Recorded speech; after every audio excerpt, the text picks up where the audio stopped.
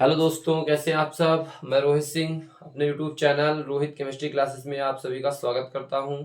और आज हम लोग विलेन चैप्टर से राउल्ट का नियम पढ़ेंगे, और वो भी राउल्ट का नियम किस अवस्था के लिए, द्रव द्रव विलेन के लिए राउल्ट का नियम आज हम लोग पढ़ेंगे। जल्दी से सभी लोग वीडियो को लाइक कर दीजिए, चैनल सब्सक्राइब कर लीजिए और दोस्तों में वीडियो को शेयर जरूर कीजिएगा। और हम लोग आज पढ़ना स्टार्ट करेंगे द्रव द्रव विलेन के लिए राउल्ट का नियम। हेडिंग डालेंगे द्रव द्रव विलयन द्रव द्रव विलयन के लिए राउल्ट का नियम। द्रव द्रव विलयन के लिए राउल्ट का नियम। हेडिंग डाल लेंगे द्रव द्रव विलयन के लिए राउल्ट का नियम। द्रव द्रव विलयन से मतलब यह है कि किसी पात्र में जो विलयन होगा उसमें दो घटक होंगे और दोनों घटक क्या होंगे, द्रव अवस्था में होंगे, इसलिए द्रव द्रव विलयन कहते हैं। और इसके लिए जो राउल्ट ने नियम बताया था, किसी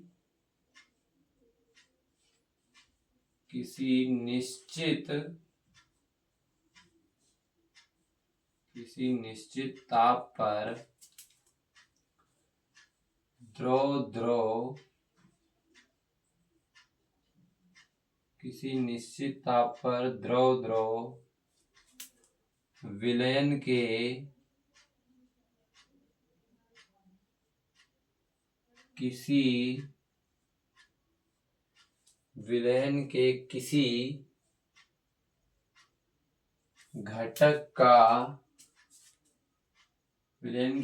घटक का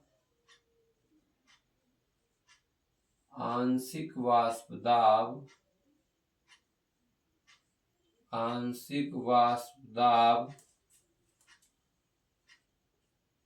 उस घटक के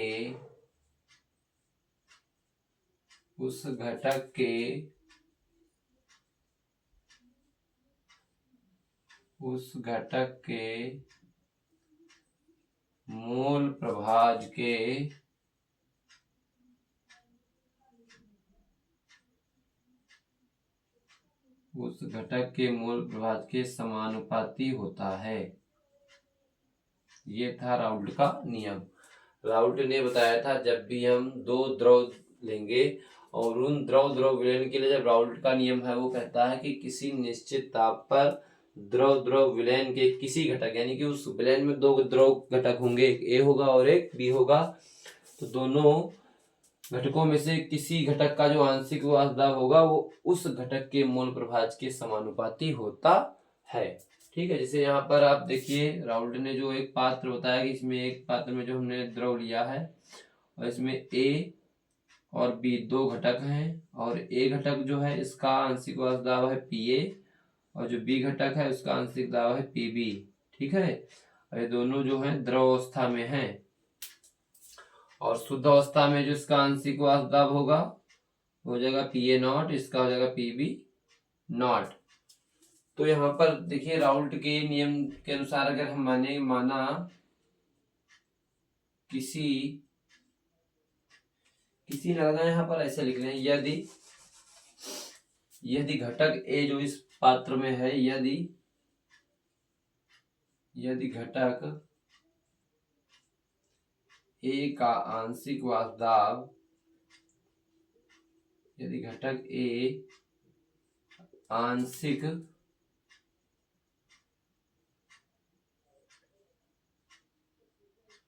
वाष्प दाब कितना है, पी ए, घटक ए का जो आंशिक वाष्प दाब है वो क्या है, पी ए। इसी तरह से घटक बी का भी होगा, घटक बी का आंशिक वाष्प दाब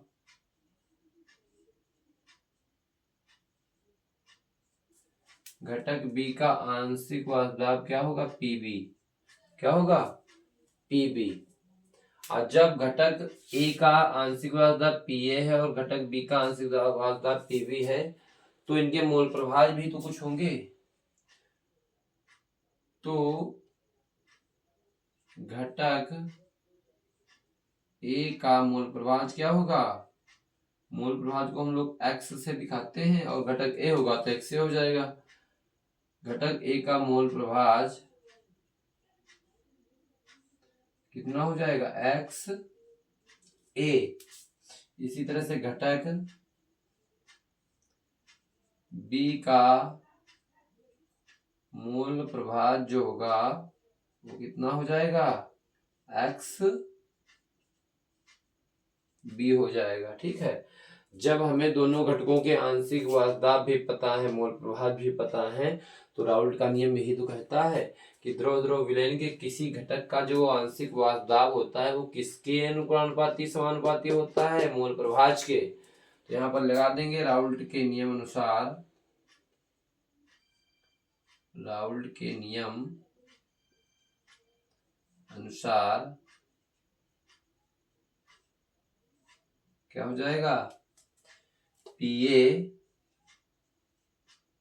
अनुपाती किसके हो जाएगा x a के, और इसी तरह से पीबी अनुपाती हो जाएगा किसके x b के, यानी घटक a का जो आंशिक वास्तव है वो घटक a के मूल प्रभाज के क्या होगा समानुपाती। ऐसे ही जो दूसरा घटक है उस घटक b का आंशिक वास्तव pb है वो भी किसके समानुपाती होगा, उसी घटक के मूल प्रभाज के समानुपाती होगा। यही राउल्ट का नियम कहता है द्रव द्रव विलयन के लिए। अब जब अनुपाती चिन्ह हटाएंगे तो देखो ये जो पहला है पीए अनुपाती x से, तो जब इसमें देखो अनुपाती चिन्ह हटाएंगे तो हम यहाँ से बन जाएगा, क्या बन जाएगा, यहीं पे लिखते हैं इसके सामने ही, देखो पीए और अनुपाती चिन्ह जब हटाएंगे तो आ जाएगा यहाँ पर पीए नॉट। पीए नॉट क्या है, ये शुद्ध अवस्था में वास्तव है, ये आंशिक वास्तव है, और पीए नॉट क्या है, उस द्रव का शुद्ध अवस्था में वास्तव है, इंटू एक्स ए। ऐसे इसका रहेगा, जब अनुपाती चिन्ह हटाएंगे तो पीबी बराबर पीबी नॉट, पीबी नॉट भी क्या है शुद्ध अवस्था में वास्तव है, इंटू एक्स बी। ये बन जाएंगे समीकरण नंबर 1 और समीकरण नंबर 2। ठीक है, इतना बन गया। अब अगर हमको यहाँ पर कुल वास्तव निकालना हो, चाहे यहाँ पर आप लिख लीजिए जहां पीए नॉट व पीबी नॉट शुद्ध अवस्था में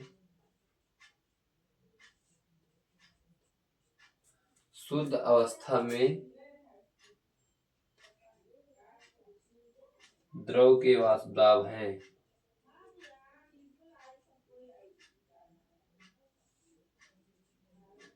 ठीक है, ये जो पीए नॉट पीबी नॉट आया है क्या है, ये द्रव के शुद्ध अवस्था में वास्तव है। अच्छा, यहाँ पर जो अब ये चीज बनी, अगर पीए पीबी पता हो गया, अगर हम यहाँ से कुल वास्तव निकालें, कुल वाष्प दाब, अब कुल वाष्प दाब क्या होगा, पी किसके बराबर हो जाएगा, पीए प्लस पीबी, और पीए पीबी के मान हमको पता है। देखो तो यही यहां से समीकरण क्या बन जाएगी, पी बराबर पीए, पीए की जगह पे देखो क्या रख सकते हैं, पीए नॉट इंटू एक्स से, और प्लस पीबी है, पीबी के भी मान पता है हमको, plus PB not into X B. तो इस तरह से ये जो है कुल वाष्प दाब आ जाएगा। यहाँ से इसको चाहे हम बॉक्स में बंद कर लें, कुल वाष्प दाब जो होगा P बराबर क्या होगा, PA naught into X A plus PB not into X B. जो दोनों घटक हैं उनके कुल वाष्प दाब जो हो जाएगा PA naught into X A plus PB not into X B. तो ये जो है राउल्ट का नियम बताता है कि किसी भी निश्चित ताप पर जो द्रव द्रव विलयन होगा उसे किसी भी घटक का जो आंशिक वाष्प दाब होगा वो उसी घटक के मूल प्रभाज के समानुपाती होगा। और अगर घटक ए का हम वाष्प दाब पीए मान लें, घटक बी का आंशिक वाष्प दाब पीबी मान लें, तो दोनों घटकों के मूल प्रभाज भी क्रमशः एक्स ए और एक्स बी हो जाएंगे, और राउल्ट का नियम लगा देंगे। पीए अनुपाती किसके हो जाएगा, एक्स ए के, पीबी अनुपाती किसके हो जाएगा, एक्स बी के। अनुपाती चिन्ह हटेगा तो शुद्ध अवस्था में वाष्प दाब आ जाएगा पीए नॉट और पीबी नॉट, और जो टोटल वाष्प दाब निकालेंगे पी, तो पी बराबर कर देंगे पीए प्लस पीबी, और पीए पीबी के मान रख देंगे। ठीक है, तो इस तरह से ये टोटल वाष्प दाब आ जाएगा, कुल वाष्प दाब आ जाएगा, इसको मान लेंगे समीकरण नंबर 3। और इसने एक ग्राफ बताया था राउल्ट ने, मूल प्रभाज और वाष्प दाब के मध्य। तो वो ग्राफ भी हम आपको समझा रहे हैं, जल्दी से इसको स्क्रीनशॉट लीजिए, फिर हम लोग ग्राफ देखते हैं कि ग्राफ क्या था। जल्दी से सभी लोग स्क्रीनशॉट लीजिए, फिर हम लोग ग्राफ देखते हैं। ये राउल्ट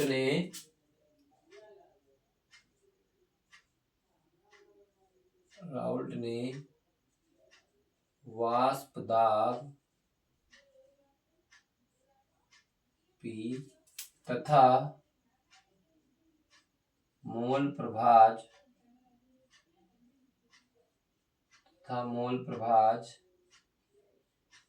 x के मध्य ग्राफ खींचा, और वो ग्राफ देखेंगे क्या था।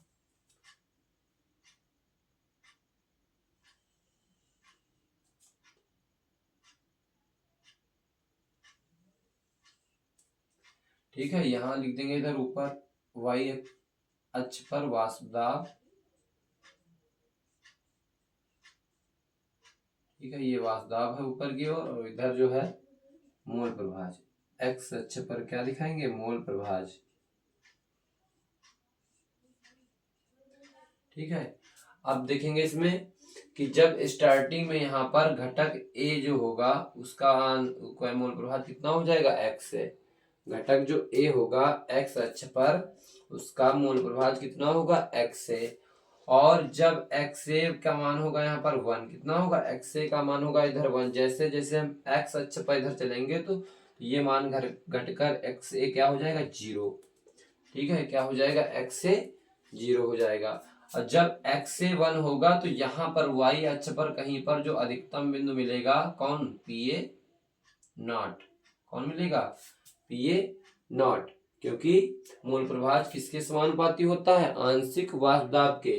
तो यहाँ पर हो जाएगा PA नॉट मिलेगा हमको कहीं पर अधिकतम अवस्था पर। तो जब ऐसे ऐसे ये यहाँ से अधिकतम मान जब धीरे धीरे इधर की तरफ आएगा, x से 0 के मान की तरफ, क्योंकि x से बराबर जब 1 है तब तो ये मान अधिकतम है, लेकिन यहाँ पर तो x से 0 है, तो ये मान ऐसे डाउन नहीं होगा।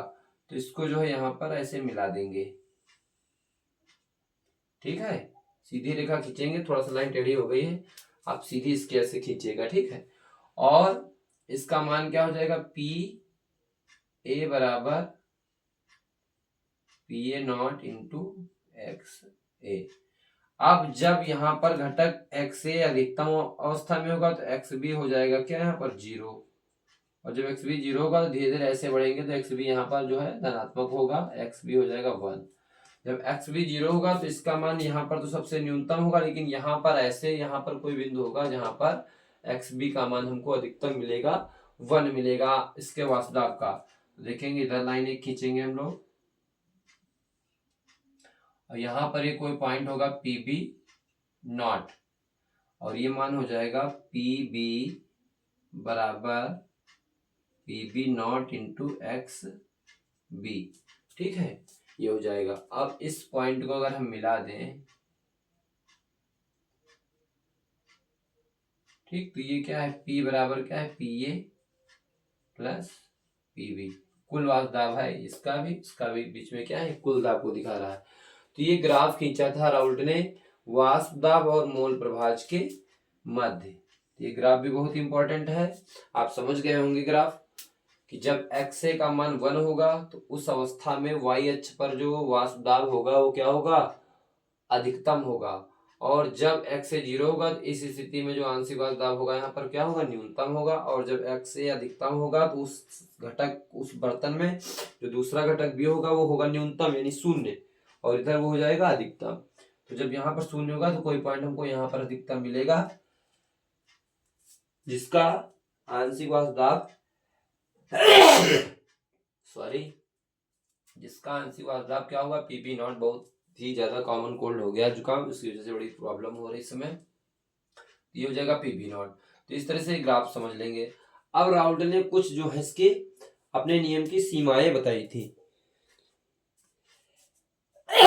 जल्दी से स्क्रीनशॉट लीजिए सभी लोग। देखेंगे इसी में राउल्ट नियम की सीमाएं क्या हैं? राउल्ट नियम की सीमाएं, लिमिटेशंस क्या हैं राउल्ट नियम की, वो भी हम जानेंगे। ये आपसे एग्जाम में पूछ ली जाती हैं। राउल्ट के नियम, द्रव द्रव विलयन के राउल्ट के नियम के लिए व्यंजक प्राप्त कीजिए और इसकी सीमाएं लिखिए। तो हम इसकी लिमिटेशन भी जानना आवश्यक है। देखिए, पहली लिमिटेशन तो यही है कि जो राउल्ट का नियम है, यह नियम अति तनु विलयनों पर ही लागू होता है। अब कायदे से बात समझ लीजिएगा, राउल्ट का नियम वहीं पर अप्लाई होगा, वहीं लागू होगा जहां पर बात हो रही होगी अति तनु विलयन की। तो पहला पॉइंट इसमें लिख लेंगे, राउल्ट का नियम, राउल्ट का नियम केवल अति तनु, केवल अति तनु अति तनु विलयनों पर ही लागू होता है, पर ही लागू होता है। ठीक है। दूसरा पॉइंट क्या है कि राउल्ट का जो नियम है वो ये कहता है कि एनटीपी पर, नॉर्मल टेम्परेचर प्रेशर यानी सामान्य ताप दाब पर, जो दोनों घटक द्रव के लिए गए हैं वो दोनों कैसे होने चाहिए? अवाष्पशील होने चाहिए। लिख लेंगे दूसरा पॉइंट, एनटीपी पर यानी नॉर्मल टेम्परेचर प्रेशर, सामान्य ताप दाब, एनटीपी पर दोनों द्रव अवाष्पशील,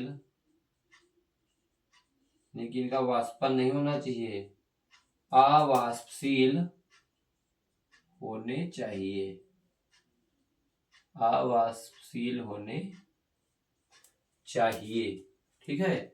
तीसरा जो पॉइंट रहेगा वो ये है कि जब दोनों द्रव में कोई अगर ऐसा विलेय जो घोला गया है तो विलेय विलायक में वियोजित या संगुणित नहीं होना चाहिए। फिर अगला पॉइंट लिख लेंगे, विलेय, विलेय कामा लगा लेंगे, विलेय विलायक में घुलकर,